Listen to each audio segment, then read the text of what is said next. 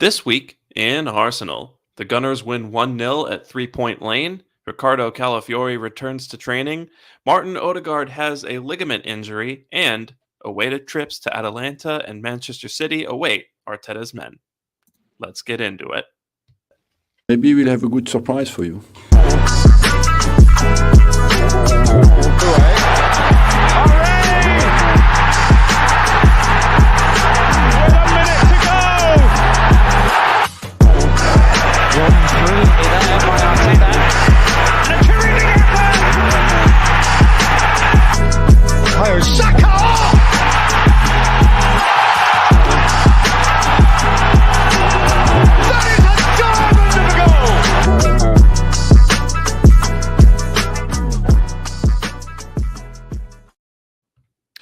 Welcome in to This Week in Arsenal, episode 70. It is Wednesday, September 18th, 2024, and we are going live talking to you after a big win, a win that I did not necessarily expect, away at Spurs in our first North London derby of the season, 1-0 against Ange's, frankly, rather useless group of players.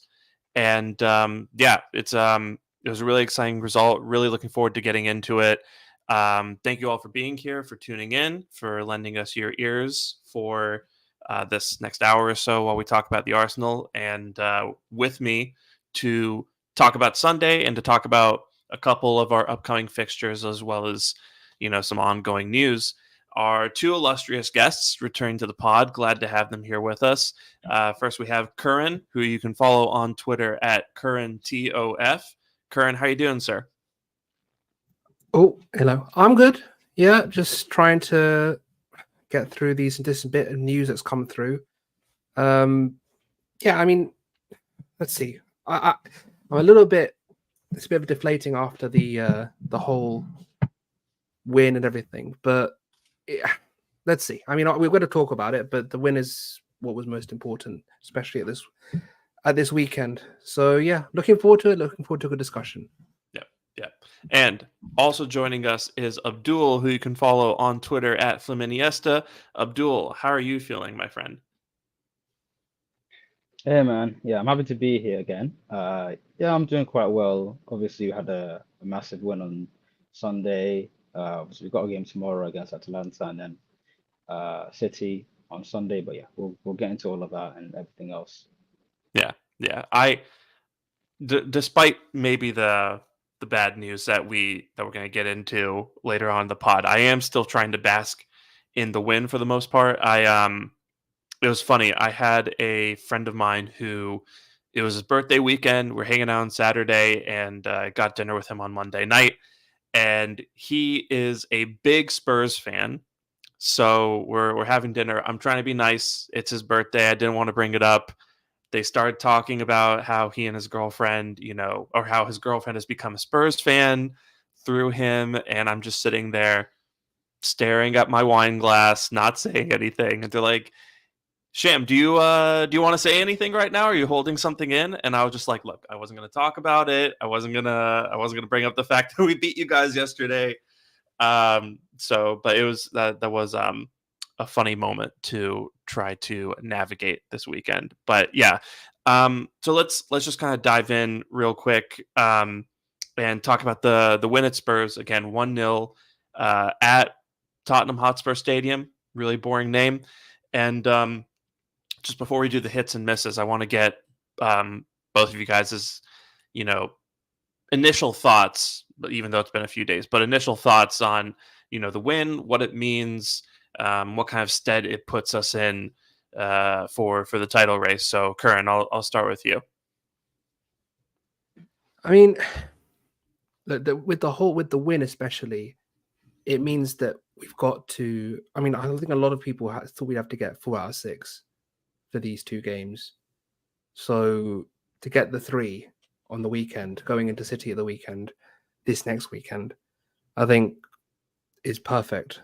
I think that's the main thing for this next run, is to just make sure that get tomorrow out of the way, then get Sunday out of the way, and then just get back to business as normal. Because ever since the Brighton game, to now, it's just been one story after another, one crazy build up to another crazy build up, and we've got the UCL tomorrow. No one's even talking about that, even though we're playing the Europa League champions. Yeah. So, I mean, let's see. I think Sunday is going to be obviously another important game, and as well as tomorrow will be, but we're going to have to do that without our captain, looks like. So, not looks like, it will be the case. So, let's see how it goes. I think Sunday, especially, we're going to have to just buckle down and try and do the same thing we're going to discuss that happened on Sunday. So let's see. I guess it's a bit of a up in the air time. Everyone's a bit nervous about the games we've got coming up, and then we can just get back to it. So yeah. Abdul, how are you feeling about the win? Yeah, honestly, going into the game, I was a bit nervous. More so because I was thinking to myself, we're not going to be at our best in terms of fluency going forward. I didn't think we would create a lot of chances. So I was thinking, we have to basically take the few chances that we create. Luckily, we managed to do that, from the corner. But I was just happy to just get the win and get the heck out of there. And I was incredibly delighted at full time. At this point in the season, just getting the wins on board, staying within touch of City at the top. That's the priority at the moment. So yeah, to win, to get one over Spurs again, yeah, that's just it's a fantastic feeling. But yeah, there's obviously mixed feelings, mixed emotions due to other news that's happened before and after. But we got the win, and that's all that mattered at that time. Yeah. Again, the Odegaard news is quite a dampener. But by the way, shouts to Hannah Vuzel on Twitter. Thank you for the kind words, and thank you for watching. So yeah, I mean, with the Spurs result, I think it's great. I think I was panicking entering the game because obviously we had two geriatrics in midfield in Jorginho and Party. I was really worried that we would get caught on the counter. Every single time Spurs countered against us, I almost wanted to hide behind my couch. And when we scored, my wife had been watching me freak out for 64 minutes, sat down next to me, and she was like, "See, don't you feel better?" And I was like, No, I don't feel better. Now I have to watch these guys defend a 1-0 lead. I think I forget who tweeted this, but it was like a few years ago. Someone came out and said that she said, "In hell, they make you watch Arsenal defend a 1-0 lead," and I've never related to words in a more significant way than that. But yeah, I think it's just a phenomenal win, all things considered, because the number of injuries that we have, Rice getting suspended for a limited edition red card, to go into Spurs with most of their team available to them and to find a way to win, to exploit their weaknesses, to play, I think, in a very composed manner, despite the referee seeming to want to stir up some drama in the first half. I'm just really, really enthused by that. And it's also nice to see that Spurs are kind of shit still. Still a pretty decent team in kind of the grand scheme of things, but I don't think those forwards that they've signed recently are the killers that they've kind of been made out to be. I feel like by popular football media. But yeah, I'm super proud of the boys. I'm really proud of the results. I think it kind of puts us back on track in terms of the pace that we want to keep with City. I was really worried about how that was going to look after the draw against Brighton. And yeah, just overall really excited and thrilled by the result. So let's do some hits and misses. For those of you who have not seen us do this before, hits is basically a player that you feel really good about. Their stock is rising in your eyes after a result, and misses is a player who, you're not as sure about anymore. Maybe looks a little bit worse. Doesn't necessarily mean that player sucks now or anything like that, but just things have changed slightly where maybe their stock has fallen a little bit for you. So, Abdul, I'll go to you first. Who would you say is your hit from from the win at Spurs? Hmm. I'd probably go with Timber. Obviously he had a horrible year last season with the injury. Um, Admittedly, I do feel that he started the season a little slowly, but it's not really a big deal for me whether players start slowly or not. It's about how they carry on. But I was very impressed with him on Sunday. He defended really well. He used the ball quite well as well. His passing, his ball retention was quite solid. He went forward quite a lot.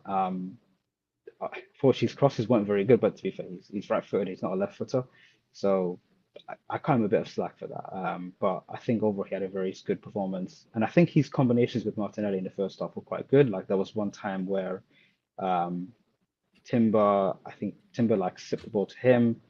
Martinelli then reversed it back to him, and then I think he took a shot and it was blocked. But it was really promising signs. So yeah, he it was he had a few like okay performances, but I think this was his first like really good performance of the season. So yeah, I'm very pleased for him. Yeah, yeah. Um, how did you feel about his role at left back? Because I feel like he was kind of allowed to do more of the overlapping role this time around and play more traditionally, as opposed to, how we've tried to make him invert and kind of play a pseudo Zinchenko role recently, which Mm. he may not have excelled at the way we've wanted him to. Yeah, to be fair, I think he can excel in a variety of roles, whether it's inverting, whether he's pushing forward into midfield, whether he's overlapping or underlapping.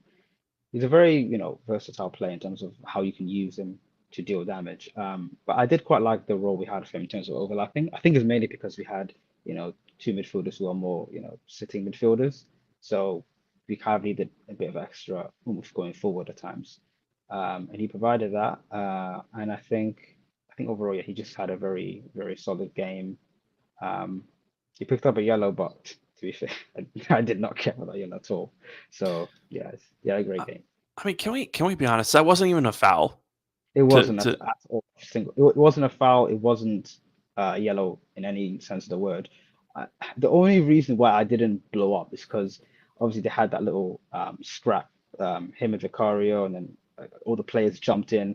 And usually, whenever there's a scrap, the referee just gives a yellow card to both players, like Vicario and Timber. So in my head, I was thinking he's gonna get booked. I didn't actually notice he got booked right before the scrap. So by the end of it, it said the graphic showed he had a yellow card, and I was like, okay, cool. He had a scrap with Vicario, whatever, cool. But then afterwards, after the game, I realized, okay, he actually got the yellow for the foul, which wasn't even a foul in the first place. So yeah, yeah. it was bizarre, but yeah. I guess it does even out. Yeah, I was a little worried for a second because he basically grabbed Vicario's shirt like he was Batman interrogating someone. Like Yeah. I posted that and someone responded with like, "Where is Rachel?" in all caps, and I like read it just like, "Where is Rachel?" Which I thought was funny. But yeah, I was really impressed by Timber as well. I think he combined really well with Martinelli on the day. They created a lot of good situations. I think maybe only one or two of them translated at proper clear cut chances, but I think they gave Poro a lot of trouble on the right hand side with how they combined. And yeah, I think it was a really good game for him. Also, just I think the thing I like the most about Timber is his composure and how he backs himself. I feel like in recent years, we've had a lot of players who are very talented, right, both physically and technically, but I think there are just a few members of the Arsenal squad who, in big occasions, will let it get to them. Timber didn't seem phased at all. Timber seemed to really relish the battle and to relish the occasion. And yeah, I was just really pleased to see that from him. As at Spurs, one of our biggest games of the season, he took it in stride and really, I think, handled himself and acquitted himself in a very professional manner. So with the fixtures that we have coming up, I think I'll have a big role to play, whether that's at left back or right back or elsewhere. So yeah, that was a very good start for him. But current thoughts on how Timber did? Yeah, he did very well. The main thing about Timber's performance is obviously the way that defensively just didn't allow Brennan Johnson to get to him at all.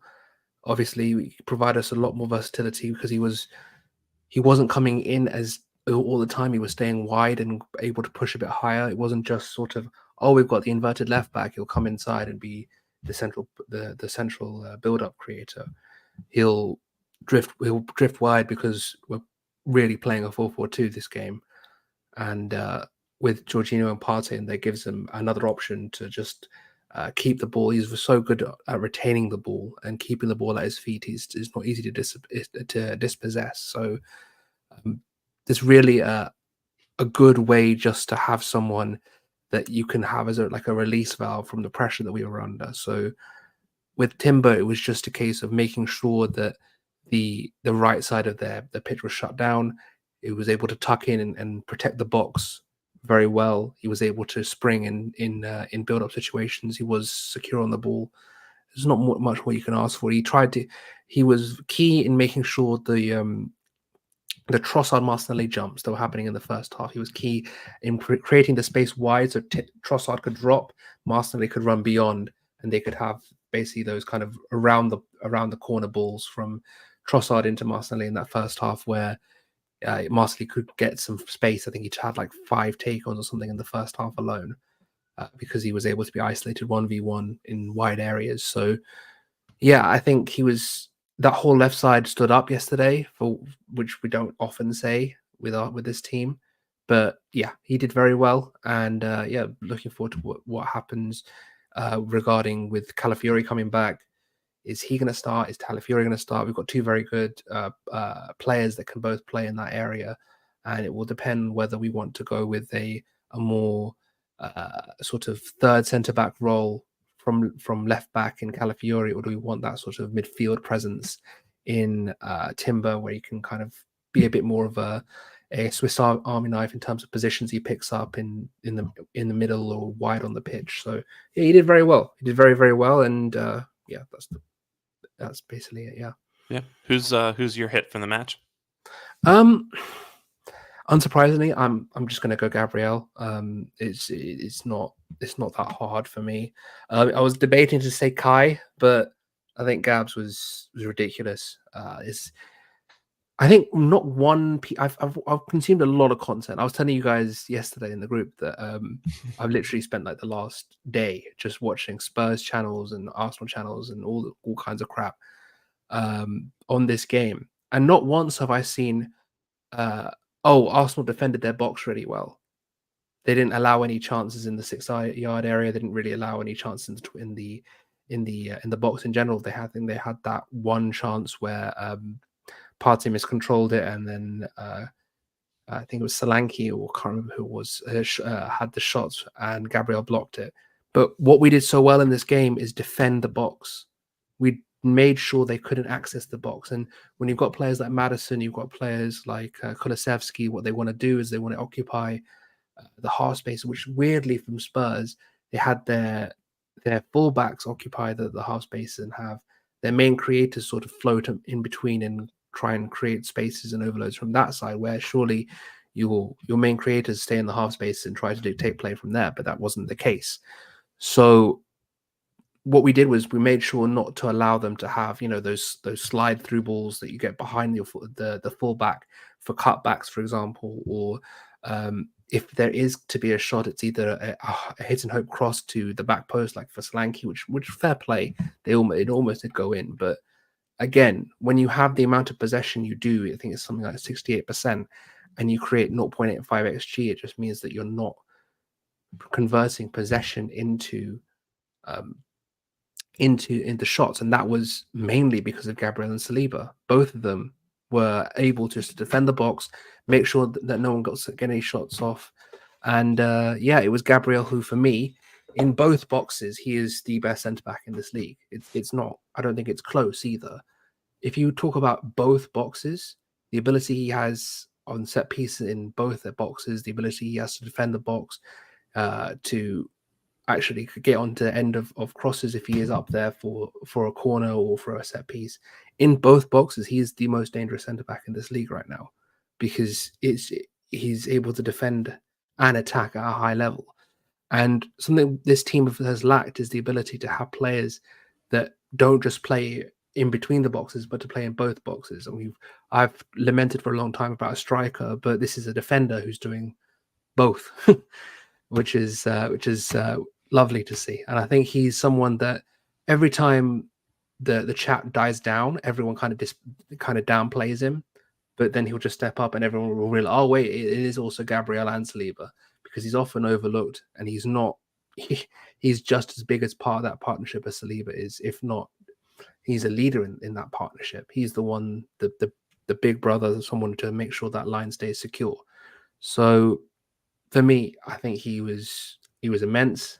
He got his body into so many shots. He made sure to block and any kind of cutbacks inside or any sort of dangers. Like that Solanke header, Gabriel was just all over him. Like he had to just sort of try and nod it in when, if it was say a Lissandro or someone like that who's not as good in the air, you can have a proper header on that and maybe score a goal. But he's so good in the air that you have to give him his props and just say, look, this is a centre back that has really dominated this game and made sure that there's no real opportunities. I mean, the amount of possession they have to not even create 1 XG of, I think, maybe a couple of shots, long shots they had. Matasar had one, Kulusevski had one, a couple of headers. But yeah, they weren't able to convert possession into chances, and that was because of our back line and the leader at the back, Gabriel, there. Yeah, I will say I don't think you're being entirely fair to the coverage, because people did say we defended well at the back. It's just that they phrased it as Mikel Arteta's moving like Tony Pulis now. Yeah, no. The reason why I said box defending, because no one's mentioned the actual box, because we didn't concede any shots in like the 6-yard box, for example. I think the closest was that header. My point is that everyone's praising the defending. Oh, the defending was great. They kept compact and blah blah blah blah blah. No one's talking about the box defending. That was my point. The actual defending inside the box, they weren't able to do anything, and they did have shot touches inside the box. I can pull it up, but like they had touches inside the box. It wasn't that they didn't. It's just that they weren't able to convert those touches into shots, which is, it's not the best. No, if I remember correctly, I think was it like in the second half, or I think it was after the goal. After the goal, almost all of Spurs' shots came from around 30 yards out. Yep. Just because we weren't allowing them to create chances in the box. Yeah. No, I was just messing around with the Tony Pulis comment. I just think it's really funny that, there's comparisons, I think, being drawn to how people react to Mourinho rolling in somewhere, getting the 1-0 and parking the bus. I don't even really think we parked the bus. But I think we just got the 1-0 and then continued to play our game, defended when we needed to. But I don't think, I don't think the plan was score and then just sit back for 30 minutes. But yeah, I think it's hilarious how, if Mourinho does that, he's praised as a genius. When Arteta does that, he's praised as, basically a manager who is famous for coaching mid-table sides or relegation fodder. But yeah. Let me put it this way: there were 10 penalty box shots. Do you remember these 10 shots at all? I remember the Solanke header, and that is about it. That's about it, right? Yeah. I remember the Kulusevski chance after like 5 minutes. Yeah. I mean, Solanke did take a touch when he received it in space before Saliba hunted him down. Was that in the box? I'm not sure. Maybe. But like, this is the point: is if there's 10 shots and you can't remember them, right? It shows that how the degree that we cut them down. Yep. We just didn't, because I'm assuming this includes block shots, not just shots that I remember. I think like 2 or 3 minutes before Gabriel scored, Brennan Johnson cut inside and he had the left-footed shot, which was like kind of feeble. Yeah. And so And I remember he had another block shot, but like again, like none of them were like chances where I'm Dangerous. like, yeah. The only time in the entire game where I thought, oh my god, is I think at the very end when I think Odebear had a shot from distance and it deflected and it wrong-footed Raya, and then it turned out it deflected off Werner, who was offside, and the flag went up. So even if that went in, it's offside. So that shows you how just how little of a threat they were in terms of creating real quality chances. I guess that Solanke header is the only one that went just wide. So yeah, but Yeah, I just think we did a really good job of, I think, following a pretty established game plan at this point for how to approach Spurs these days, which is just let them have the ball, um, and just defend well, and they're not really going to be able to break it down. And I think Odebear was the player I was the most worried about, to be quite honest, because I think Son and Brennan Johnson, I want to say they're like not above like the 35th percentile in terms of being able to, in terms of like one-on-one success. Um, but if I remember correctly, Odebear is like in the 99th percentile, high 90s, something like that. So with the one-on-one situations, and you even saw this, right? There were situations where Son would be one-on-one with White, and instead of doubling up on him, Saka would just kind of tuck in and make sure the ball out to Udogi wasn't available to Son, and he would leave him to go one-on-one with White. Um, so I think that speaks a lot to just how it's pretty clear that Spurs aren't particularly great at creating, or at cutting through defenses, creating clear-cut chances, when they have to deal with mid blocks or low blocks. And also, there isn't really that much happening in terms of individual quality from the wings. So yeah, and then going back to Gabriel, I think he was absolutely monstrous on the day, right? It's funny how Gabriel is one of those guys who, actually, let me put it this way. I think it's funny how Arteta complains a lot about our need to be great in both boxes, our need to get things right and execute well in both boxes. And Gabriel might be one of the only players in the team currently who does both. Who executes well in our box and executes well in the opposition box as well. But yeah, he was excellent on the day. Honestly, it's just becoming pretty standard with him. It just felt like I was watching Gabriel do normal Gabriel things, and he shut down Solanke really well. Took his goal excellently, and yeah, all in all, I just love having him be a part of the team. And there's rumors about people, or not people, but there's rumors about the club kind of taking the first steps towards signing him to an extension, and I think that's absolutely deserved. So yeah, I think Gabriel is a good pick as a hit. Um, Abdul, any? Oh, I'm just working on the camera because yeah. the sun's going down. Oh god. But anyway, sorry, ask me the any question. any additional thoughts on Gabriel? Yeah, honestly, he's been actually, can you come back to me in a couple seconds? Hold on. Sure. I don't know if you guys heard that, but Yeah, just about. A little bit. yeah. Yeah, that's it, yeah. You know what? Just come back to me in a minute. Okay. Tell you what. So I'll pick my winner from the match then, or sorry, my hit from the match, which I think I'm gonna give it to Martinelli. I was kind of debating between Martinelli, Havertz, and Arteta, but I'll go with Martinelli because I think we've not like us here, but I think we as a fan base have been a little harsh on him recently because clearly he's not in the form of his life. He's not taking chances the way that we're used to seeing him do. Um, Clearly lacking a little bit of confidence. But I thought yesterday, like I said before, he was terrorizing Porro. He was getting into some great situations, creating chances for himself. Um, he had 6 successful take-ons against Spurs, which is the most that any player has achieved in a Premier League match this season, which I think is pretty impressive after 4 weeks. And yeah, he not only did he do great going forward, I think also he was, really good at kind of, again, preventing Porro, who I think Porro and Udogie are probably two of their main chance creators. He was preventing Porro from really getting into the game offensively. Did a good job shutting him down, and then just helping Timber deal with Johnson and deal with Odebear. I noticed that he was doubling up a little bit more when Odebear came on the pitch.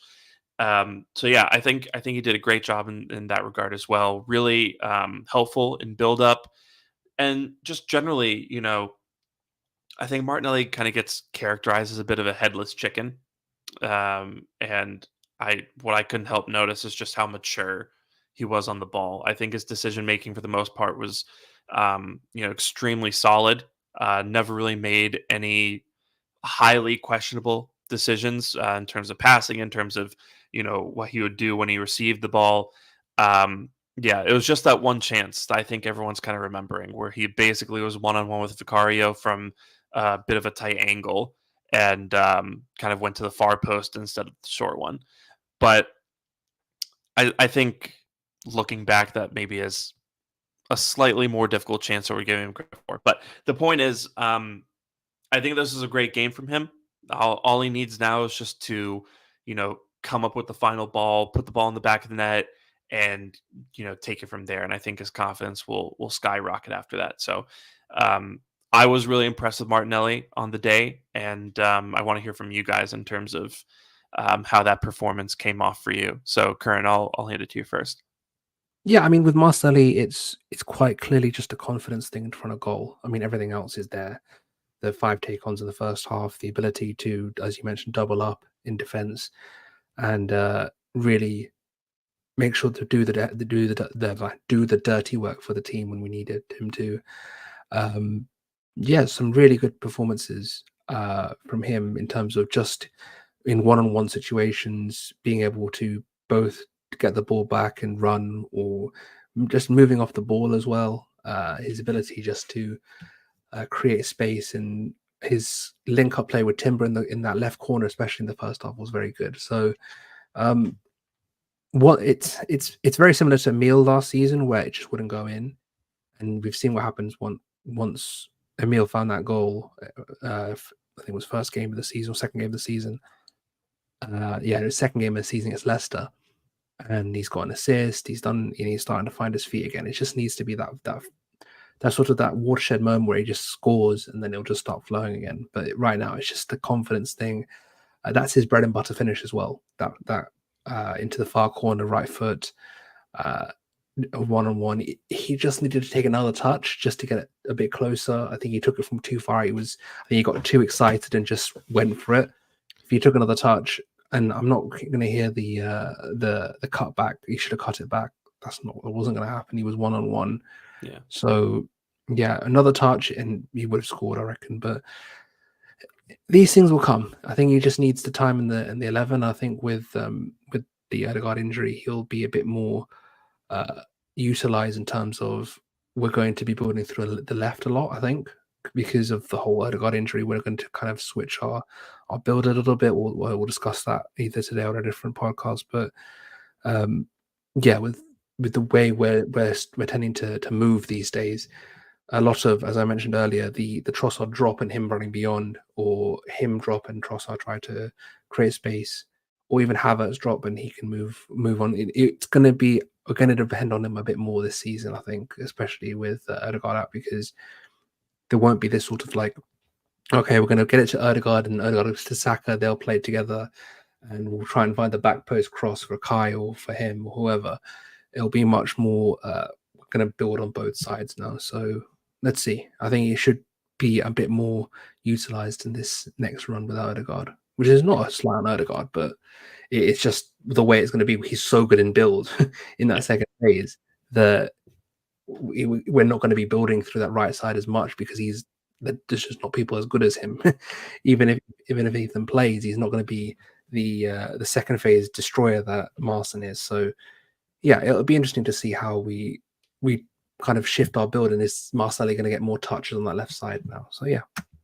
Yeah, and another note about that one chance that Martinelli had. I think looking back, Van de Ven was closing him down pretty quickly, so I think he just rushed the shot a little bit, just to make sure they got it off before Van de Ven got there. So um, I've seen a bit of freeze frame analysis on that moment, and I just don't think it's all that fair to Martinelli. But yeah, like you said, it'll come, and I do agree that with Odegaard being out for the next few weeks or so, we probably are looking at more utilization of him in the left side generally. But Abdul, thoughts on Martinelli and his performance against Spurs? Yeah, I didn't catch everything that Karan said. I went to pray, but uh, yeah. So I thought honestly he had a very, very promising game. He gave Porro a lot of problems 1v1. I think he completed the most take-ons in the entire lineup, in the entire pitch, actually. Um, he was very dynamic. He worked his socks off as well defensively, which you have to give him a lot of credit for. He always works really hard, um, and he stuck to his task constantly. But also like he's 1v1 play. He's linked up with Timber. Like the aforementioned chance where like him and Timber combined down the wing and then he reversed it back into him. I thought that showed like a lot of real composure and smart decision making, because he could have easily just fired the cross in and I wouldn't have blamed him, but to pick out Timber there was smart. In the second half, he didn't quite get as many touches before he came off, but I still think he played as well as he could have done. Not everything came off, but honestly, I think he had a very promising game, and I think he can only get better from here. I expect him to get in amongst the goals over the coming weeks. I expect him to keep playing well.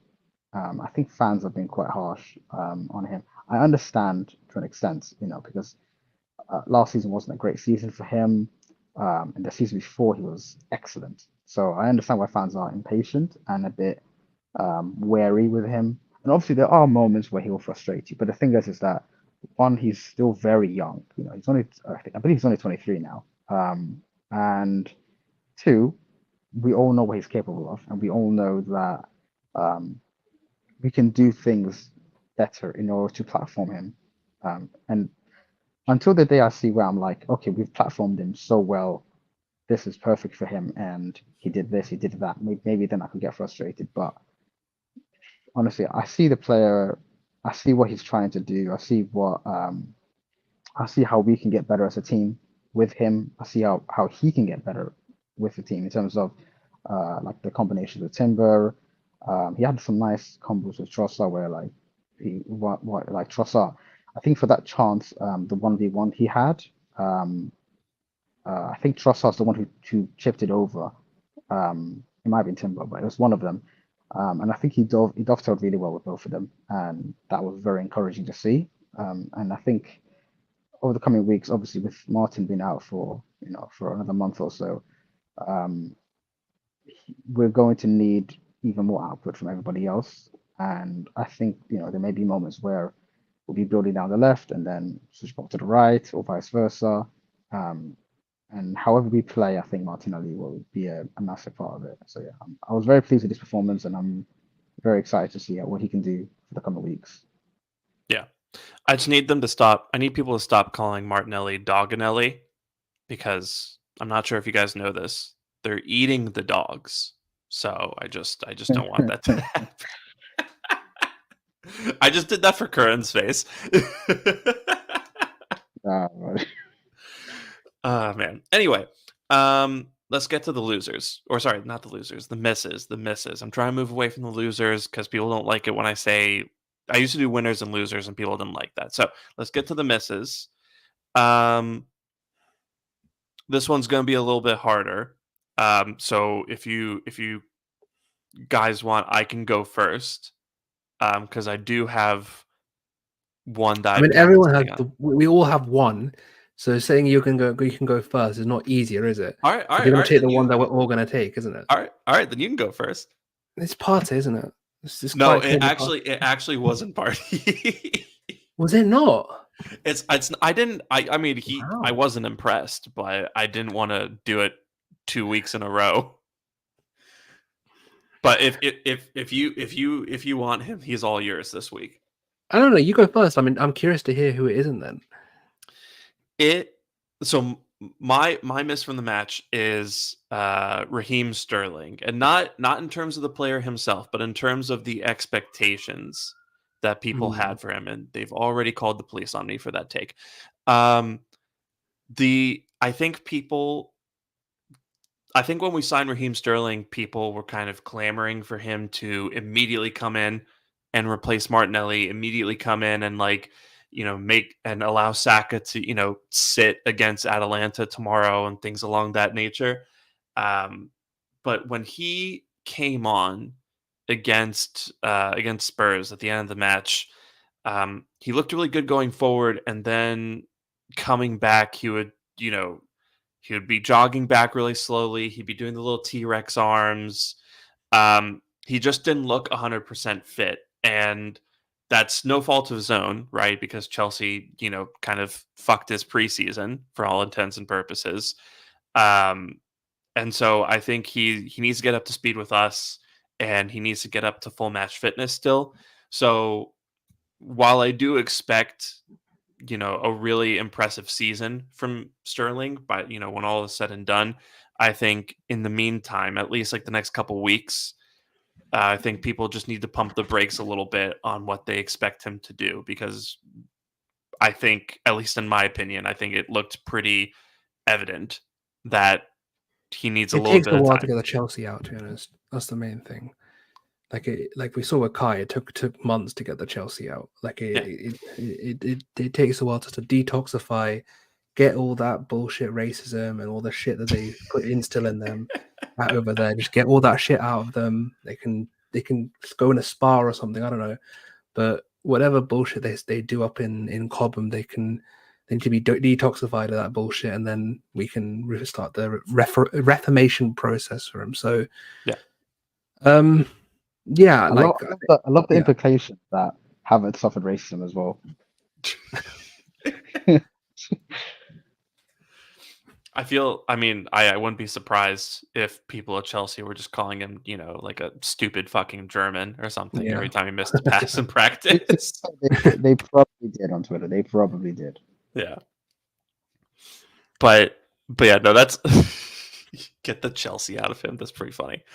But yeah, Abdul, am I supremely off base with that, or do you also agree? I had the same pick as Corin. But to go to the point about Sterling, I don't know. I think regardless of whatever cameo he had, like even if I think that moment where he cut inside and then he lost the ball, I was thinking, I just pass the ball to Ethan, just pass the ball to him, and he didn't. Even if he whipped that top corner, I don't think that would have changed my expectations of him the next couple of weeks, because obviously he still needs time to acclimatize. He still needs time to just get up to speed. So, and I don't see him starting tomorrow against Atalanta, and I don't see him starting against City either. Anyway, so I'm not too fussed. Yeah, he didn't have a great cameo. Ironically, out of between him, Jesus, and Waneri, it was the kid who had the best cameo. So Yeah. that's quite telling of his composure. But yeah, no, I had the same pick as Corin. Like Party didn't have like an especially like diabolical game or anything.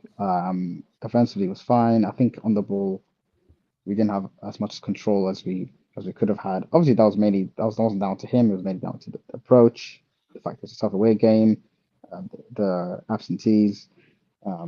But yeah, I guess it's also just because of a wider thing with him in the sense that he's just not the player he used to be. Yeah. I think people are starting to realize that, but hopefully people have realized that by now. But yeah, he was my pick. But yeah, I don't think he was terrible. I don't think he was terrible or anything like that. But yeah, he didn't have a great game. Defensively he was solid, but on the ball I didn't like him. I think Jorginho didn't have the best game either, but his limitations are like very, very clear. But considering the fact that it was his first start of the season, I can cut Jorginho a lot of slack. And we won the game. So, you know. Curran, why is Party also your pick for miss? I mean, I will pick someone else, but I'm going to have to speak on this guy first before I do, because it's not. Look, I'm very tired talking about this. I'm very annoyed talking about this, but the amount of chances conceded after this guy turns the ball over is insane. One of the best chances they had was him faffing about in the box. Another one of their best chances of him was him faffing around in the center circle, getting dispossessed. Three shots later, Kulusevski has a shot. Like it's like the whole point of him was meant to be he's great on the ball. He's going to be this guy that's going to pump the ball through the lines, get the attackers involved, be that. But yesterday, he won all his duels, defensive duels. He won, but the in possession stuff he was absolute garbage at. And I'm not going to even talk. I'm not and no, I haven't talked about him as a person. I'm not talking about anything off the pitch. Blah blah blah blah. This is purely on the pitch, purely on the pitch. Off the pitch, that's a whole different discussion. But on the pitch, he's missed 67 games or something like that, something stupid like that since he's come. He's never available. He's physically declined to a point where, look, he can win his duels and he can do things, but sometimes if someone's running past him, he's not catching up. It's not 2020 anymore. He's not got that same drive just to get back and defend.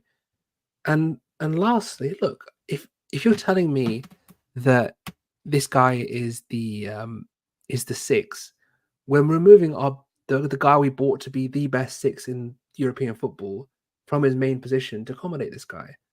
And I'm sorry, I'm not having it. I refuse. And this is why I've said Marino was such an important signing, because we'll actually see our midfield signing actually be in his best position. Rice at 6, Marino at 8, Odegaard at 8. That's the midfield. That's how the midfield should be, with Partey coming in for minutes if we need him to be, not starting games. And yesterday was so evident that it doesn't matter how many games he has, he's either going to get injured or he's going to do something silly. I don't know how fans have forgiven him for the West Ham Southampton debacle of 2 years ago. I have no idea how that's just happened, and people have just not remembered at all. I'm not even going to talk about the amount of times he's missed the run-in. And this game is just showed, even when he is on the pitch, he's not that guy. He's not. I'm sorry. He's not this guy where he's this octopus going to be amazing on the ball, do this. He's just not that guy. He's someone that we can use in a limited role, come in for some minutes if we need to be. FA Cup, Carabao Cup, big respect. Big respect. Do your thing. That's great. But not in Premier League against Man City. We're going to have to play this guy. It's just going to be... He makes me nervous. Yeah. Like when I see him on the ball, he makes me nervous. And that shouldn't be happening in this team right now. We're past that. That's not something that should be happening. But anyway, the guy I'm going to pick, I'm going to have to think who I'm going to pick. Can I just comment on Partey really quickly though? Yeah, of course. Because I'm going to I think that Partey is the player who I'm most upset has to play because of the injuries, if that makes sense. Jorginho, I think is maybe slightly worse in terms of how he deals with transitions, in terms of his athleticism. But the thing about Jorginho is the guy is a leader on the pitch, right? And, there was that Gabriel comment recently where he said, I don't know what I'll do when Jorginho leaves the club, because that guy's been like a father to me. That is a guy who everyone looks up to on the pitch. I think with our Odegaard missing time, I think Jorginho will be a little important, because that's someone who's going to replace kind of that role of being kind of the coach on the field with everybody. Partey's not that guy. I'm just... I mean, if you've been listening to the podcast for like 2 weeks, you know that I'm not a big Party fan to begin with, but I'm really just tired of people acting like it's um, something that we should be so excited about, that the guy who can't run anymore, that the guy who gives the ball away in really, really boneheaded situations. I mean, I feel like the last few times I've watched Party, he's done this thing where he'll be in the box, an opponent will cross the ball in, and Party will literally clear the ball 5 feet into someone who is standing on the edge of the box and ready to shoot, or ready to pass the ball back in and create a chance. Um, yeah, I'm not looking forward to Sunday because I have a really bad feeling that the midfield is going to be Party at 6, Rice at left 8, and then maybe Havertz at right 8, maybe the dual 10 situation again with Trossard, or dual false nines, whatever, what we did there. Um, and I really hate it because Party can't defend in transition, and Rice always gets shunted so far up as the left 8 that he's scrambling to get back on defense, just to cover for Party, and it makes him look worse. And I feel like that's part of the reason why we have this narrative now that Rice was a waste of £100 million. Yeah. So yeah, I mean, it's just, if the guy isn't clean on the ball, if the guy is messing up passes in front of our own box, if he basically gives up on running back on defense, um, what's the point? What are we doing here? I joked a while back that I'd rather start Miles Lewis Skelly, and I'm not 100% um serious when I say that, but I'm getting closer. I'm getting closer with every week. So, um, yeah, those are my 2 cents on Mr. Party, and hopefully I've bought you some time for your Yeah, I miss. mean, Yeah, um, thing is, I'm gonna, let me just clarify this before I do say it. It is Jorginho, but the only thing I'm gonna say is it's really hard. It's really hard. Outside of Partey, it's really hard. Like Sterling, I can understand why you'd say that, but it's really hard to think of someone else. No, you know what? Ben White. Ben didn't have his great game either, and I love Ben, but Ben, something's going on with Ben. I don't know what's happening with him. But just like one-on-ones, he's just not Ben. He's not. I know he's always been a bit up and down with facing Jules out wide, but recently it's just not been good enough from him. And honestly, like I hate to say it because it's not someone that I usually criticize or like criticizing, but if you're being honest, it's either going to be Ben or Georgie, and honestly, with the performance that Georgie did, there is things about Georgie that I didn't like. He kept trying to do this whole I'm not going to press where the ball is. I'm going to be pressing where the ball is going to be when the ball is loose thing, and it's like I get it, but it's not really working. Like he's not really doing the thing. But Ben as well is sort of like the amount of defensive work that we get through as a team. The only way you're going to get through is if you have a 1v1 tricky winger on your left. It's the only way, and that's how you have to look at things. And it's weird because he gives you so much in terms of being able to track back and transition and be able to go up and down both ways. But obviously, when we don't have really the ability for him to just go bomb on because we need to be a bit more proactive defensively, it takes away a lot from his game. And he didn't look great yesterday. I'm not going to lie to you. Like, I mean, is that controversial? Is that White? yeah? No, I think I was a little concerned about him throughout the match yesterday. Yeah. I know he played. But the thing is, the fact that White is a loser, or sorry, a miss. Sorry, sorry, a miss. Genuinely, that wasn't on purpose. Like I forgot that is a miss in this team shows how high the level was.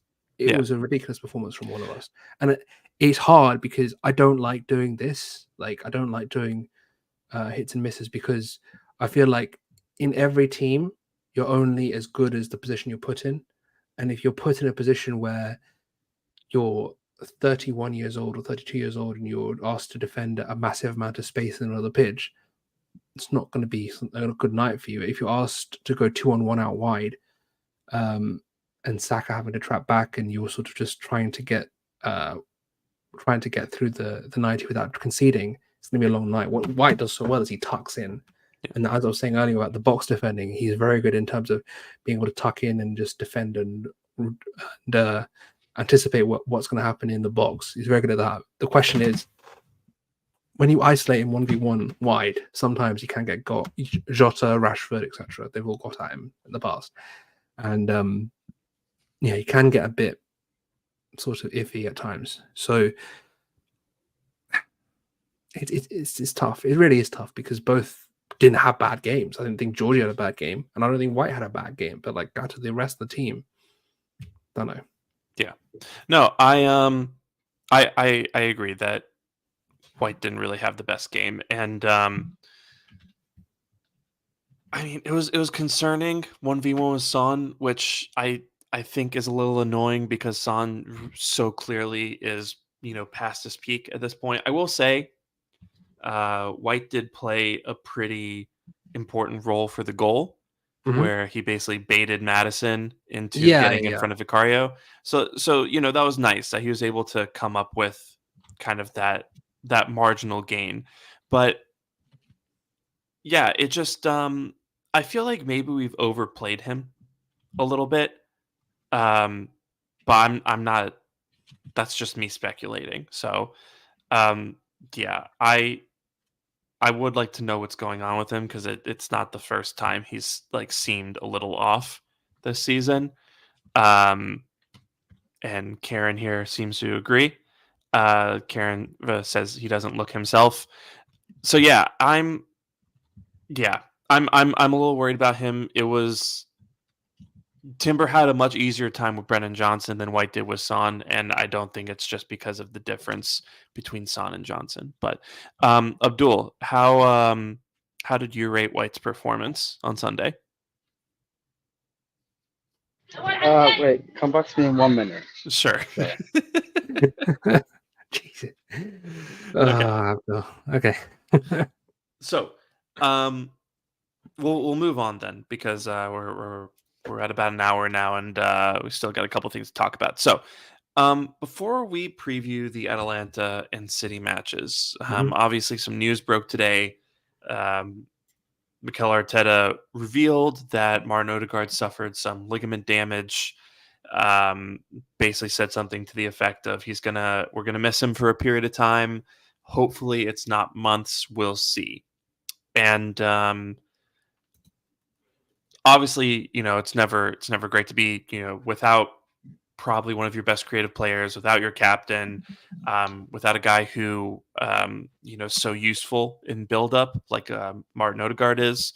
But yeah, Curran, I just kind of wanted to get your thoughts on the injury itself and just, how you think we'll fare without him over the next. I mean, Team News and Ticks, for what it's worth, said that he'll be back in November. Yeah, we'll see. I mean, the general consensus. I'll go through. I'll go through. So yeah, what I think we should have learned by now with Arsenal is they're very conservative when it comes to injuries. They're very, very conservative. They don't rush people. They refuse to get people into what's called an injury re-injury cycle, where you come back, so you get a niggle and you're out for a while, you get another niggle, and then you're out for a bit, and it's just the same area, and it gets worse and worse and worse. That's more with muscular injuries. It's not with ankle injuries. That's more with muscular injuries. But the point is they don't rush people back, and they refuse to take chances, even when it's like crucial games. We saw what happened with Jesus. How long that took? He could have been back a bit earlier, it looked like, but they took it earlier, took it simple. Timber, I think there was a lot of issues. I think a lot of shitty reporting by a lot of shitty people about him being back for January or March or wherever. The timeline could have indicated on a normal circumstance he'd be back March, April-ish, something like that, depending on the degree of the tear. Obviously, if there's basically with an ACL, I mean, this is a bit useless, but with an ACL, there's what's called surrounding structures. So you have the meniscus in the knee, you have the neurovascular supply to the knee, that you have obviously the other ligaments in the knee that could be ruptured as well, which could make the timeline a bit longer, or it could be a partial or close to complete tear only on the ACL, and no surrounding structures injury will make it a bit of a shorter stint off the pitch. The main thing to talk about when it comes to this Erdogan injury is what degree of ligament tear is there, because we in medicine you have 3 grades of ankle injuries. You have what's called grade 1, which is a very minor ankle injury, 1 to 2 weeks, maybe 10, 14 days at max. Then you have grade 2, which is 4 to 6, maybe 4 to 8 weeks at a push, and then you have which is a slightly more severe injury, but without the tear. There's no tear in a grade 3. A grade 3 is a tear, and that's 3 months usually. So when it comes to these situations, we have to talk about these have to be outlined in what's called a normal timeline. That's a normal timeline of what happens, but people aren't normal. No two people are identical. No two individuals are the same.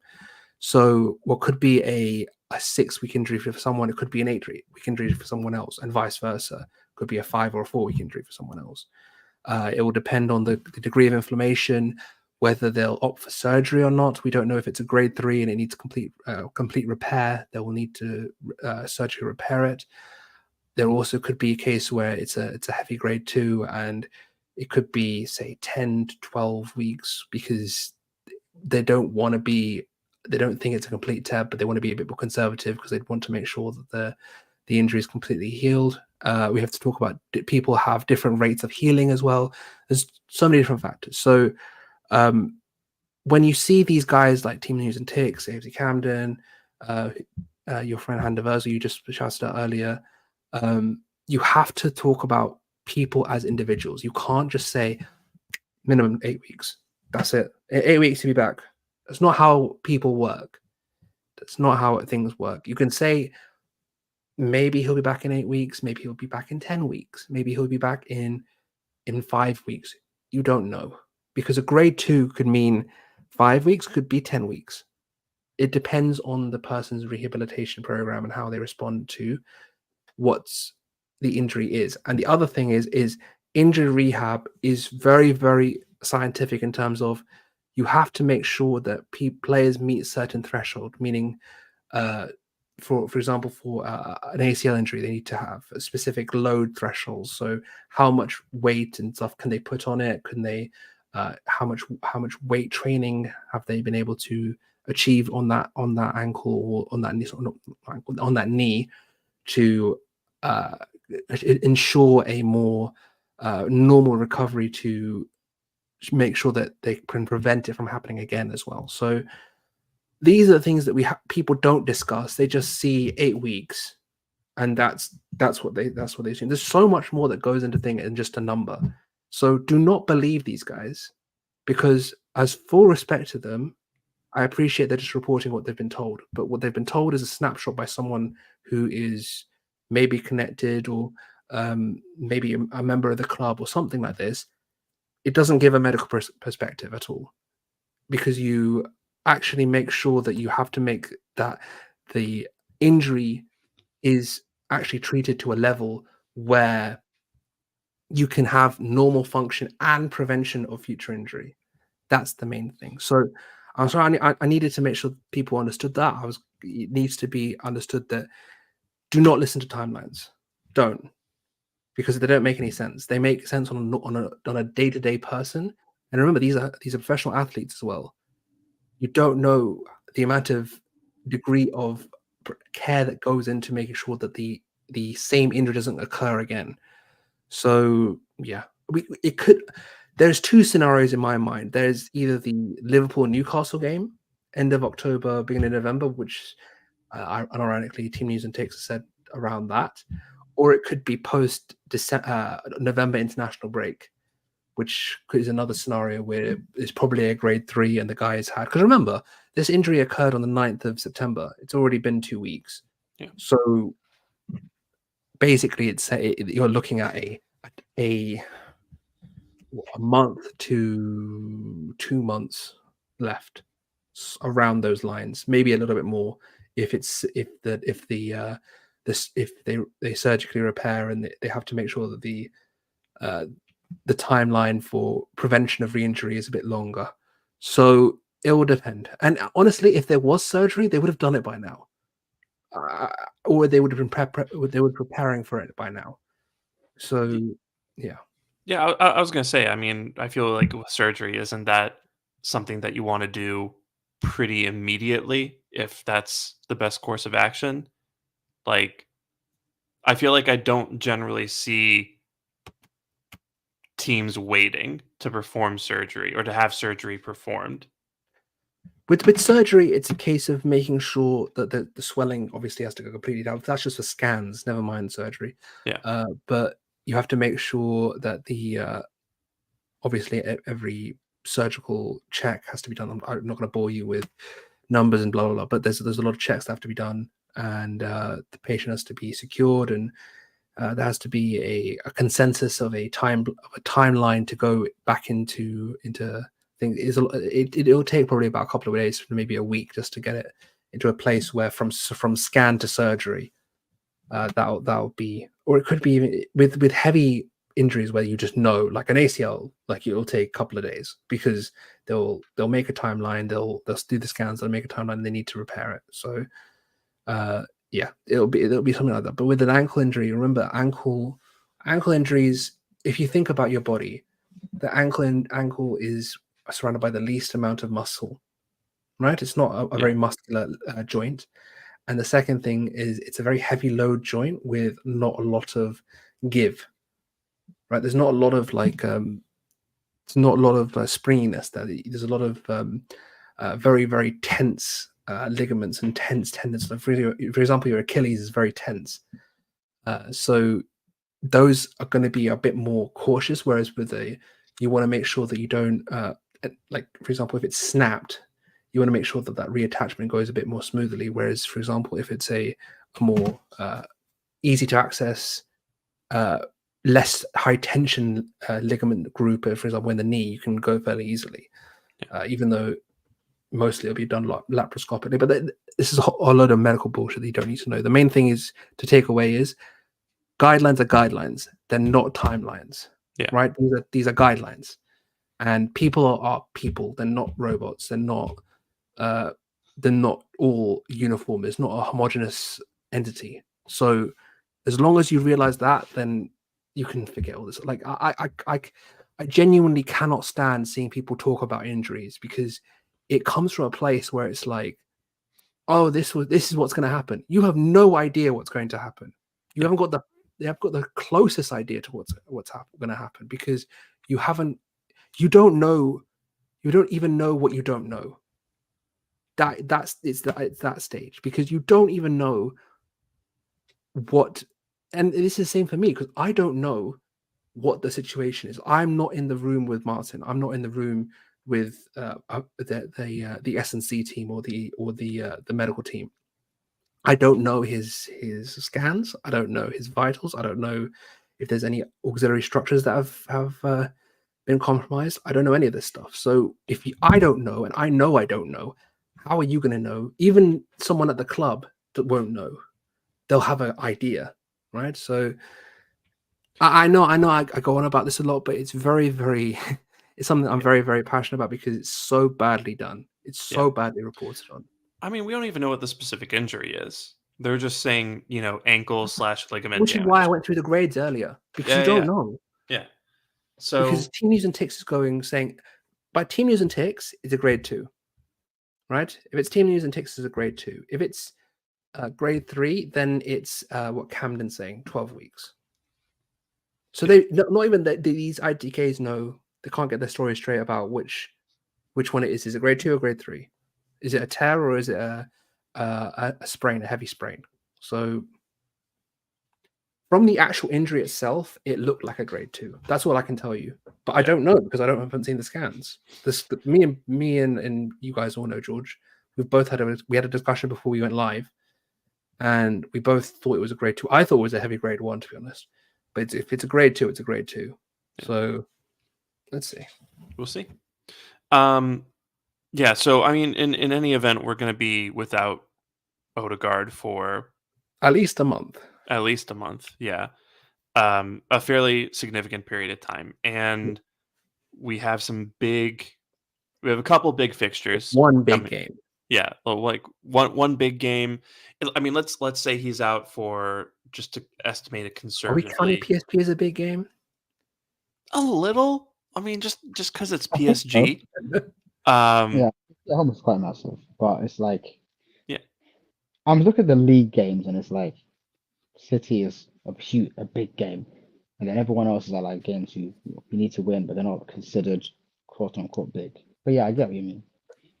I think we have, like, let's say he's gone for a month and a half, right? I think in that period of time we have 3, maybe 4 big games, which would be City, PSG, Liverpool, and then the trip to Inter. And Would you not Inter's, say Newcastle as well? Because that's gonna be tough.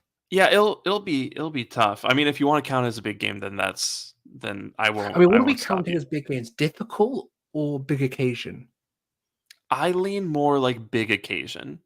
Okay, Yeah. then it's just PSG and Liverpool, I would say, and City, obviously.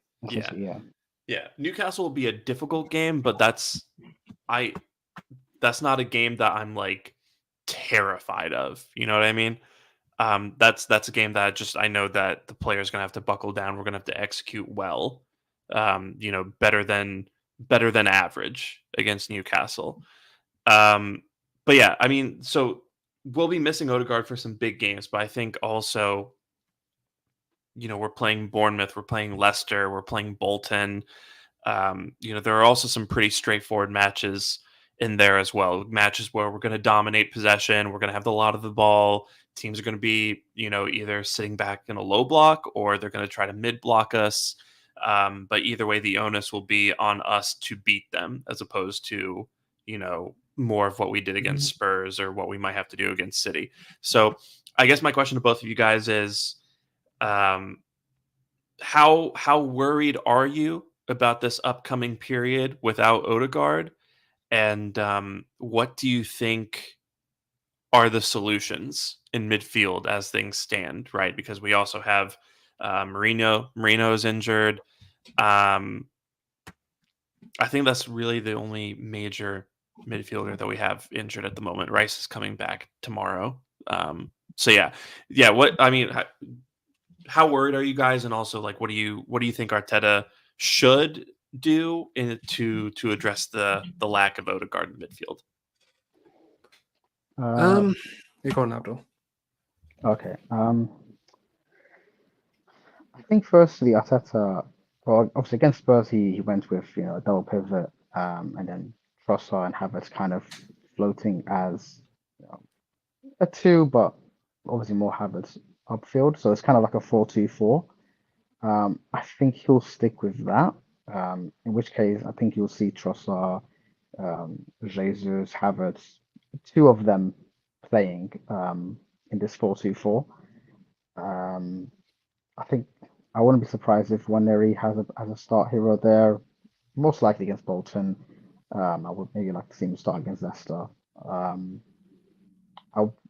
I wouldn't be surprised if there's a game where, like, once Sterling's up to speed, maybe he drops Saka inside, where Odegaard normally plays, and then has Sterling on the right. But I feel like that's something I don't expect him to do often. It might be like it would be a surprise if he does it, but I do feel he'd do it once, maybe, or twice, depending on the occasion. But for now, I do think he'll probably stick to more of a 4-2-4 with Trossard and Havertz, or Jesus and Havertz. And it's gonna be quite frustrating because it's not what we're used to, with a 6 and 2 8s, and then maybe a fullback inverting. So we're going to have to make a lot of adjustments. I think out of possession is going to be tricky because obviously Odegaard is a fantastic presser. He leads the press. He's someone who's very good at just jumping in. So he'll press the 6, or he'll shadow mark the 6, and then he'll just sprint towards like the left centre back, or sometimes Saka will do that. He's vital for that role. But I think we can find solutions. It's just I would with Odegaard, if he's a player you can play in virtually every game, like whether we're playing City away or Leicester at home, he's going to start both games. So now Arteta might have to feel that he has to play situational lineups, which I don't think is something that any manager really wants to do unless there's a game where it's like, okay, I absolutely can't play this guy. And also Arteta often feels like that with the squad he has at his disposal. So I think we'll have to stick to one or the other. And imagine probably stick to this 4-2-4 with like Trossard or Jesus or Havertz like floating. Curran, thoughts? Unironically, Abdul's last comment was probably the best. That 4-2-4 that we've trialed this Spurs game, we trialed against Liverpool last year. I think will be the method we go to City with, something like Raya White, the back five, Saliba, Gabriel, Timber, maybe Calafiori comes in, who knows there. Saka, Partey, Rice, Martinelli, and then Havertz and Trossard are sort of like false tens, like I don't know what you want to call it, like where the basically the wingers a bit more advanced and that they can drop in and help, if you want to call it that sort of like advanced wingers with the 2 9s dropping in to help and forming that box. So I think that is probably the way we go about City. And Atalanta, I can see him trying to. Honestly, I have no idea what we're going to do for Atlanta. Are we going to rotate? Are we going to because we've got City on Sunday? Are we going to go for it? We'll see. Knowing Arteta, he'll go for it because he's Arteta and he's very much like, oh, everyone's playing 70 games, blah blah blah. We're playing at the highest level. If you want to be elite, you play 70 games, yada yada. So he'll already put everyone through hell and then make them run afterwards, run to the airport back, and then get on the plane back and run to Manchester afterwards. So. Yeah, I mean, I think that'll be the blueprint until Marino comes back. I think he'll probably be back maybe just before around the international break. Personally, just sit him. I don't want him going with Spain. Just sit him till after Spain. Yeah, that international break because there's none till like March, I think, after that. So perfect. Just sit your ass at home. We'll collect you after the international break, no problem. And to do with because the thing is, when he comes back, we can revert to sort of like because the thing is, we could also see Ethan come back into the team as well. For example, for Bolton, maybe a Leicester Southampton cameo. The other thing is when Marino comes back, you can have Rice and Marino, and then maybe another 8 there. So maybe Havertz plays a bit deeper on the right hand side, and Saka and Havertz have started to have this sort of relationship going recently. They've played very well together. So maybe if you play them together on the right hand side and play Trossard up front or Jesus up front, and then you can also have Ethan come in for sub minutes. I don't think he'll start, but will he come in for maybe a 30 or maybe a 45 or a 15 or something like that? For sure. I think something like the NLD role where he's just coming off the bench to try and fill in a gap. I think that he'll definitely be up for doing that for the foreseeable future until Odegaard comes back. Do I see him starting? Bolton, sure. But outside of that, I don't really see him. I think Havertz right centre mid with Saka is probably a more Arteta-like how can I say this? An Arteta-like solution to the problem. I think that would probably be. I can definitely see him playing a Rice, Marino, Havertz midfield until Odegaard comes back. That would definitely be something he tries. So, yeah, I think we have solutions. And as I was mentioning before earlier in the pod, there's definitely going to be a shift to a more equal build-up route on either side, because as mentioned before, Odegaard is so good in terms of that second phase responsibility, dropping deep and progressing the ball through the lines on that right hand side. That not having him will, as we did against Spurs, will force us to build to the left as well, because we built a lot through that. As I'm going to mention again, that Trossard drop, Martinelli run beyond, and then try to have Timber and him double up on wide in the final third. That was something we did a lot against Spurs. So if that's going to be the case, then you're going to have to see maybe have someone like Havertz at right centre mid, because if there's a way to have, for example, a left Marino come in, and Marino is good at being able to find players in the final third,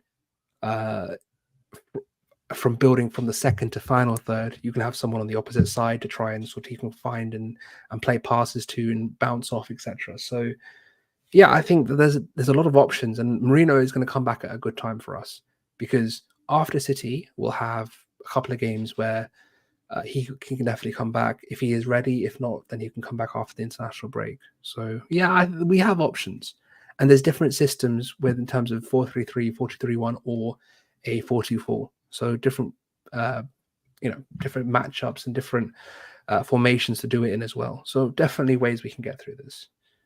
Yeah, I'm not extremely worried with Odegaard. Obviously, it's a big miss, but I think. Sorry, apologies for the background noise. But I think the City match honestly isn't a bad time. Or if we had to lose Odegaard for a match, I don't think City is the worst match to lose him for, if that makes sense. Let me just expand on that. Yeah. One thing we do lose a lot is the press. Yeah. With Odegaard, he is our press leader. He's someone who organizes the press. City isn't the game where we press a lot. We're not. I mean, we all remember the bloody Holding game where we went crazy with their press and they just hit it to KDB and he just hit it beyond to Haaland and they just punished us. We're not doing that. That's not what we do. Yeah. Although from the narrative or from other fan bases and our own fan base, some of our own fan base, we should have gone for the game. We should have gone to Spurs and played the game properly, the proper way, the way that we get spanked 6-0 every time. So that's the game we got to play. But that's not the game we're going to play. We're going to play a pragmatic game. We're going to make sure that we get a result. And if we can't, we're going to die trying. So we're going to do what we can. And there's no... It takes one chance, as we saw against Spurs. We did have other chances, but it takes that one chance to just penetrate and get the goal and just nick it and just sit back. After 85 minutes in that Spurs game, I said to myself, when we scored, get to 85, we've won. After 85, we just don't concede. I don't see us conceding. Like to this Spurs team, I just didn't see us conceding. If we get to 85, it was what, 63 when we scored? 20 minutes, just get through that, we're fine. I have full faith in us and when we're able to, ever since that Chelsea 4-2, when we're at Stamford Bridge and we bought Holding on for that 3 at the back. I don't see us dropping leads from that position a lot. And if anything, if we're drawing, I have full faith that we can score from that position. Like if we're level at 85 or winning at 85, I'm not that worried. Genuinely, there's not a lot of teams that I'd be worried about. Maybe City, but that's it. Like, I have full faith. Like the Jesus and Rice goals against United, the Bournemouth goal. Like we're very good at sort of clutching it right at the end. It's just that if we need to be in a position where we can do that or can hold out leads, like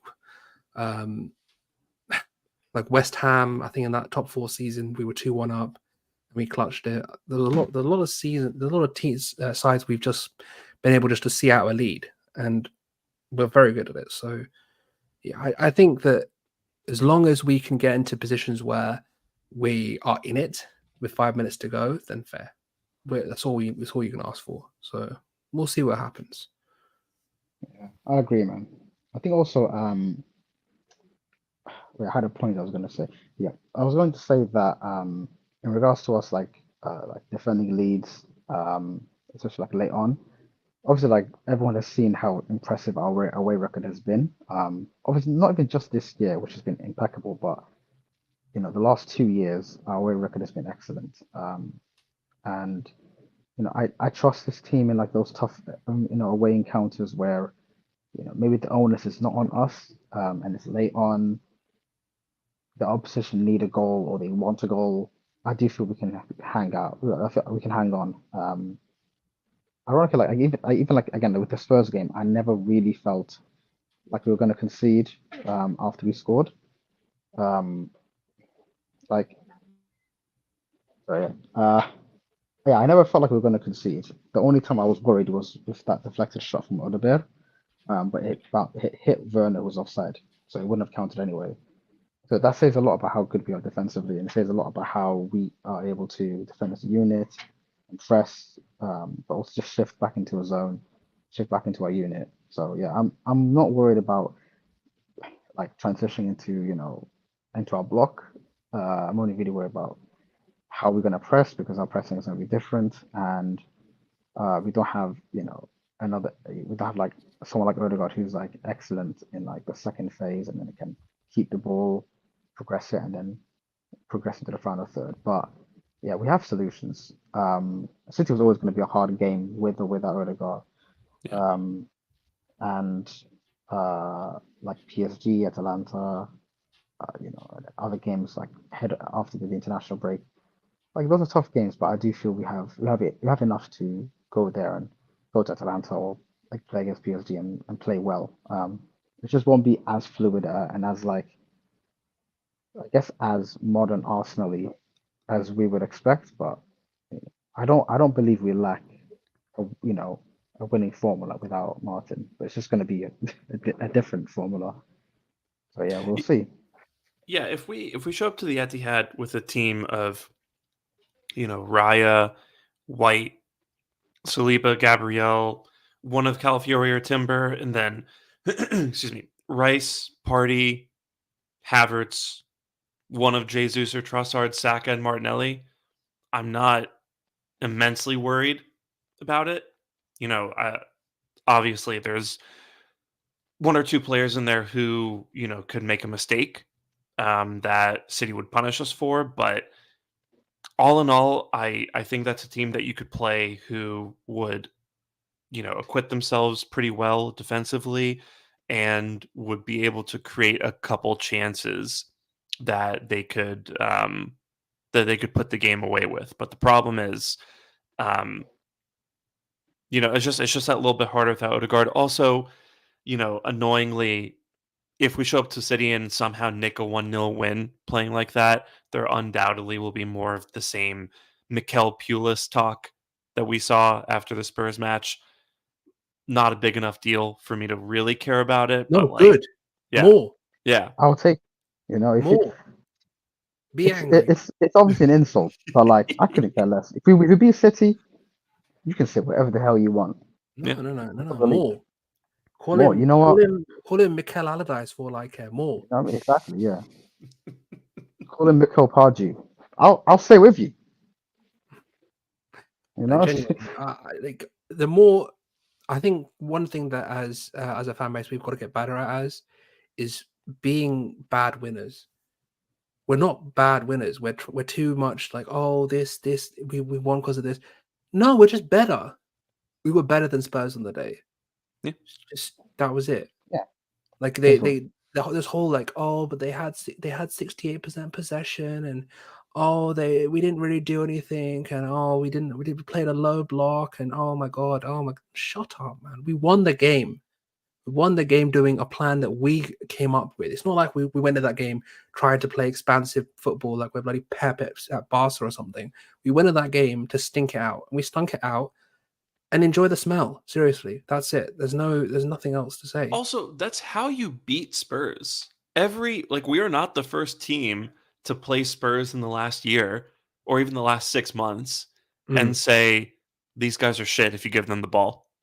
We're just going to give them the ball and sit off them, and Vicario is the only The keeper. other thing about this Spurs team, they think they're too clever. Yeah. We're going to put our overlapping fullbacks inverted and leave our best creators wide. Okay, mate. You can do that. All right, calm. You put your best players right either deep or wide, and you put your players that are meant to be giving you pace out wide in the half space. We'll just mark him. We'll mark both of them. We'll put our fullbacks on your wingers and have our wingers on your fullbacks, and you're not going to do shit. And it was that simple because he's too smart. Like you have a perfectly profiled team there. If you have your overlapping fullbacks actually overlapping and creating crosses for your 9, great. If you have your half space creators either creating a shot for themselves or for someone else, great. They did none of that.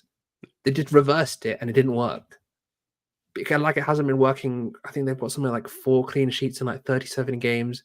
They're not been a good side. They're not a good side. They're just not.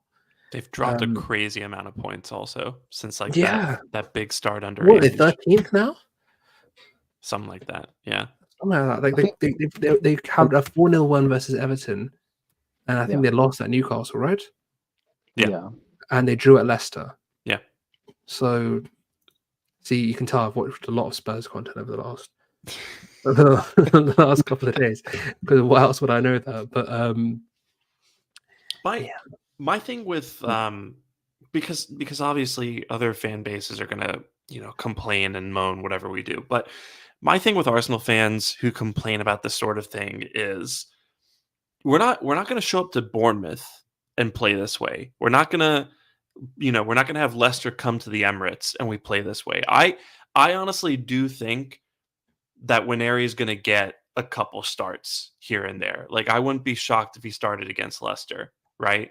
But also knowing Arteta, it's equally likely that he decides. I think the only game that we're kind of he's going to start is Bolton. That game he'll start, but I think it will depend on his performance. If he performs really well, and we are playing, I think it's Leicester afterwards, right?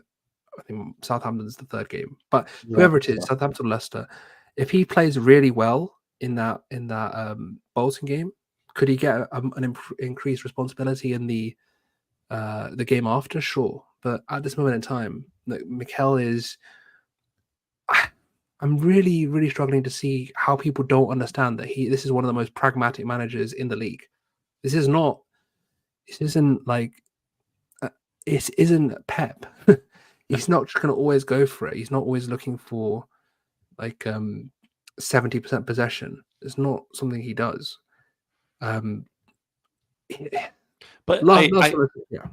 I still think regardless of whether, because Wineri would definitely start against Bolton. Maybe he starts, Leicester, Southampton, whatever. But even if he doesn't, we're still going to play those teams. Yes, we're still going to dominate the possession. So when people complain that we went to Spurs and did what we did, we're probably going to do the same thing at City, and we're probably going to get more butthurt Rodri comments after the match if we get some points off them. But what I think Arsenal fans overlook here is that we're winning in different ways. We're playing in different styles. It's not just the same thing over and over. Arteta has made this team a Swiss Army knife, right? If we have to stink out the place and play, some Allardyce ball, fine. If we have to, have 70% possession, 80% of the field tilt, all that jazz, 3.5 XG, great, right? But we can do it all. We can play in a variety of different ways. We have the pieces to change things up depending on who we're up against, and I think that is an amazing thing. And it wasn't that long ago where I was watching Arsenal matches and wishing that we had a plan B, that we had a different way we could approach a match based on what we were up against, based on injuries or suspensions or yada yada. So I think the complaining is a little childish, frankly. And, it is childish because we're surrounded by children. It's not I'm not surprised by it. Maybe we're just grumpy old men. I don't know. It's just if we're going to discuss how to win football games, if that's the goal here, if the goal here is to win, then no one should have anything to say because we won the bloody game and we won it convincingly. It's not like we just held on for dear life. No, we didn't get battered. We didn't get battered at all. Like as I mentioned earlier, 10 shots in the penalty box. The total amount of XG they created was 0.85. 0.85. Like these are very low quality chances, and Yeah. they didn't have anything. They did nothing. Yeah. So I mean, I'm watching them now. They're still stinking it up against Coventry. But yeah, Brennan Johnson has come on because they got an injury, but who cares? But yeah, I just think that this whole game can be summarized very simply as, if you want to call us Mikel, whatever you want to call us, Tapas Pulis, you want to call us whatever you want. The only thing you can call us is winners, because we won this game, and that's the end of the story. Yeah. Because any other one of these managers, you want to talk Mourinho, Simeone, any of these guys, they'd be called lions. But because we don't project that sort of, I hate this bloody, that aura of sort of You hate that word. I hate it so much. Like with a passion, I hate it. And the worst thing is, right, is one of my best friends on this app was basically one of the pioneers of it, and it's so annoying to hear it all the bloody time. But yeah, we don't have that sort of like, insane defensive monsters that with some techie players that can go in there, like the 05 Chelsea team with Duff and like Joe Cole and all these guys, Drogba, etc. It's not that team. People don't view us as that team because we haven't won anything. What I'm telling you, once we win something, these narratives just kind of just disappear, because even with Liverpool, they had that narrative where they're just these plucky losers until they won the Champions League, and then everything kind of changed. People just respected them now. And even now, they're clearly the third best team in the league, and people just are pining for City and Liverpool to be back at the top because it's the expected norm, and people can't handle change because it means that they have to realize that their team is doing shit. Yeah. So if you, if anyone watches this and they want to discuss Arsenal, just remember we are better than 19 teams and we are equal with the 20th. Over 2024, this calendar year, they've had a 103-point pace. We've had a 102-point pace. We are both there, right? We're just as good as them, and we can be better. It's going to be tough, but we're going to have to go there and try and do something. But yeah, just everyone just calm the hell down. Everyone's just like, it's like dealing with a bunch of like ADHD kids, like all the time, constantly. Just from like a 10 to like a 2. There's no need for all of this. It's all constant. It's not something that needs to happen all the time. We're fine. Everything's fine. Just breathe. Seriously. If we just get through Sunday, then I think we'll be okay. Right. All right. Yeah. If we're still unbeaten, then we're good. But obviously, we want that 3 points. As I said at the beginning, 4 out of 6 points in these 2 games, absolutely fine. Yeah. And like I don't want us to draw, but will I take a draw? 100%. Always. Yeah. At City, always. It's 2 points off them as well. Yeah. So just get a point off them. Just grab it. Let's see. And they still have to go to City. They still have to go to Villa. They still have to go to Spurs. And don't remember going to Spurs. Jesus Christ, I'm an idiot. Actually, speaking of Spurs, like we all saw when they played at Spurs, back in May, the infamous game when Son missed that chance. But like we saw how hard it was for City throughout that entire game. It was a tough match for them. So if City in that game, they struggled to keep the ball. They struggled to get the ball off Spurs. And obviously Spurs, they adjusted, they had Maddison to kind of dropping in as a false 9. And for the first half, they couldn't do anything. Obviously Pep made some adjustments at half time, and then City got that very early goal in the second half. But even then, they had to be bailed out by their goalkeeper. So our goalkeeper didn't need to bail us out against Spurs. So every team's gonna have their own different problems, their own different situations. If people saw City against Brentford in that first half, Brentford were, the better side. So there are going to be games where City drop points, or they don't play well, or maybe they don't play well but they win anyway. Like on Saturday against Brentford. They didn't play well in the first half, but Haaland scored twice. So, but with them, no one really cares if they do that. With us, it feels like, I guess, until we win, I think people are just not going to accept us winning in any way. Because I've seen us play at Stamford Bridge, at Spurs and other stadiums, and just control the ball for 90 minutes. I remember when we beat Chelsea back 2022 at the Bridge.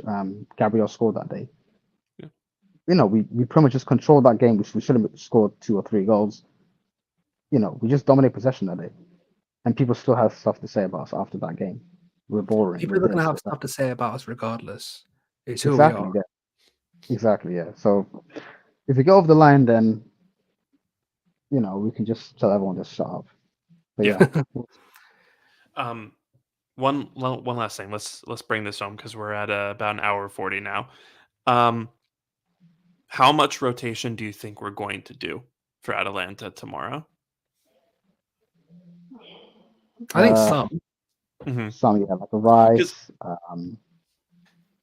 Sorry, Bill? I said Rice obviously will come in. Beyond that, I hope he does Rice Georgie, because Partey with 90 minutes in his legs going to City is not something I want to see. Yeah. I hope he does Rice Georgie, and then I hope Georgie plays. I think he'll go Jesus. Mm-hmm. I don't know if he does Sterling. It depends on how fit Saka is, I guess. Like, if he's raring to go, then people always put it on Mikel that Saka plays so much, but Saka is just as culpable. Like, he is like, he refuses to sit. He gets pissed when he comes off. Yeah. Like, he is not. And people always put it on Mikel, but he's just as culpable. They're both the same. They're both just animals. They refuse. So yeah, I would like to see Sterling on the right, honestly. Then just to get some minutes for Saka off, because Martinelli, I think, needs the minutes more. Yeah. And then so I would do something like do we do Neto? Please no. I don't want to see that guy play once this season. I wouldn't be surprised, I would not be surprised. Let him have Bolton, and that's it. If we're doing I'm gonna put him in. I assume that Ray will play, but I'm gonna say Neto. Let's say White, Gabriel, Saliba, and I'm gonna say Calafiori because he is back. Mm-hmm. Rest him after that 90. Then Georgie, Rice, Havertz, Jesus, Sterling, and Martinelli. For what it's worth, Jorginho apparently did the press conference today with Arteta, and I know it's not always a one for one. It's usually Mikel's very traditional like that. Yeah, so I do think Partey's going to sit, just because. I mean, remember Jesus sat with Arteta for the Bayern press conference, and then he was on the bench. So yeah, that's what I was thinking of. But I think that's the one time that that rule didn't hold. So yeah, I think for me, I mean, honestly, I think current it's the lineup that you said, just with Raya in it instead of Neto. But yeah, I think that's what we're gonna do. Ramsdale didn't play. Ramsdale last season, he didn't play until the last game, which was a dead rubber. So I don't think he's throwing Neto in. I mean, this guy cannot play in the Carling because he's cup tied. He's cut back, yeah. It's I didn't even a lot of the signings. Like I look through the media and read the interview. I did not do one thing for this guy. I cannot believe we signed someone that theoretically cannot play until January, because that's when the FA Cup starts. So I'm gonna be dead honest. I would have rather signed Jean Garcia than Neto. I would have rather paid the release clause than signed Neto, but I'm definitely in the minority for that. No, I mean, I think the main thing is for your backup keeper, I don't give a shit who it is. Just let them be able to play games.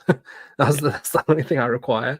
Just be decent enough and play games. Like, honestly, having Liverpool have Adrian, who's kind of shit, but they also have Kelleher, who's not shit. So I'm hoping that's the dynamic we can get with Neto and Setford, because Setford apparently isn't shit. So if he's not shit, then maybe he can be the second, and then have Adrian be the third. If we do keep Neto, then just have Neto as our Scott Carson type guy who just hangs around for vibes and be's Brazilian with the Brazilians. So yeah, I mean, I can't believe they did. I just honestly, there's part of me that would just wait for Jan and just had the release clause for Garcia, because like he's not playing anyway. Is he gonna play in the Champions League? Because I don't know. It's true. Yeah, he legit won't play a single game until, God willing. Hey, look, he you can won't play tomorrow. You never know. Let's start. Listen, man. Like, I'll watch, but I won't be don't happy push about it if don't Neto push plays this tomorrow. agenda, man. No, imagine if it was Neto doing the press conference today. The head loss on. Oh my god. I would have gotten on Twitter today. You know what? I wish. Now I wish he did do the press conference, and then whether he plays or not tomorrow, it'd be hilarious. Because for 24 hours, everyone's going to be freaking out, and he doesn't play. No, honestly though, I didn't know that Jorginho did the conference today, the press conference today. Just saying, I didn't know either. Yeah. So yeah. So yeah. I think we're going to avoid three straight matches for Party, because I do think Arteta is really going to want to play him at the Etihad. Abdul, what's your 11 for Atalanta? So Calafiori for Timber, bring in Rice to play next to Jorginho, and then maybe Jesus for Trossard. I think that's probably what I would go for. Then you can just take Jesus off during the match. I wouldn't be surprised if, because obviously he might go with the 4-2-4 against City and have Jesus and Havertz. So well, one thing we didn't mention in the pod that I still find hilarious: Jesus and Sterling came off and they looked like the two most unserious people I've ever seen in my life. But Jesus with his cornrows and Sterling with his do as well, they both look ridiculous.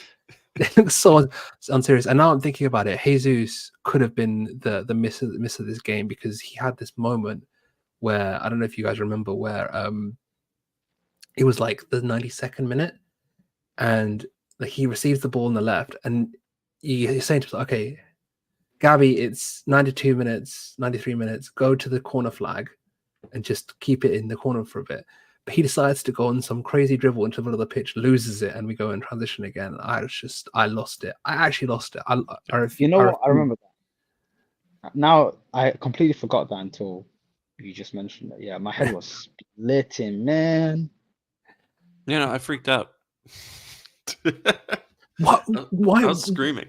He was, oh my god, it was so annoying. But yeah, sorry, I didn't, but I just remembered they both looked so unserious when they came on. They looked like the two. They looked like they just were just there for vibes. It looked like it did not look like they were fit. It didn't look like they were on it either. It was just like, okay, man. Yeah, and then you saw Waneri, and he was actually composed off the bench. It was just so ironic. Just the kid being the most composed. Waneri is like, how do I put this? He's like extremely serious. Like, the guy never smiled, man. Never. When I did the Guess the Gooner thing, like we were kind of hanging out at one point, and almost all of the players were there, just kind of like walking past us. And like Waneri walks by, and everyone else is just like kind of joking around. Waneri, like 1,000-yard stare, like straight face, like no one else is there. Super super serious guy. So I mean, it's I like that guy's all business. So when he came on the pitch and was probably the best decision maker of the final 5 minutes, yeah, I think that's just really who he is. So I mean, that's kind of why I have a little bit of hope that maybe we're about to witness the Waneri breakout over the next month, but we'll see. We will see. I don't. All right. Well, we've been running pretty long here, but this is fun. thank you guys so much for joining and for for talking about the game. Well, the Spurs match and previewing these next two games. I do feel better, honestly, about the Odegaard situation. Not necessarily in terms of like what his injury is or anything like that, but just how we're going to cope without him while he's gone. So yeah, looking forward to seeing what the next month and change holds for us. And there's a little over 2,000 of you guys watching. Thank you so much for being here with us. Please be sure to follow Curran at Curran TOF. Please be sure to follow Abdul at Flaminiesta. You can follow me at Shamsdale on Twitter. You can follow the pod at This Week Arsenal.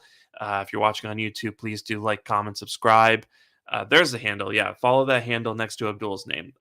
If you're watching on YouTube, please do like, comment, subscribe, hit the buttons, ring that bell for notifications for when we post, another video. If you're listening on Spotify, please do leave the 5-star review. It really does help. And yeah, just thank you so much for being here with us. Curran, Abdul, thank you again for being here. And hopefully we have a couple positive results to talk about over the next few days. Hopefully, man. It's great. It's great being here, man. Bless. Yep. Same. All right. And so, with all that being said, we will talk to you after the City match, aiming for Monday. And until then, be a gooner. Don't be a goon. And we will talk to you soon. So until then, take care and bye. Bye. Maybe we'll have a good surprise for you.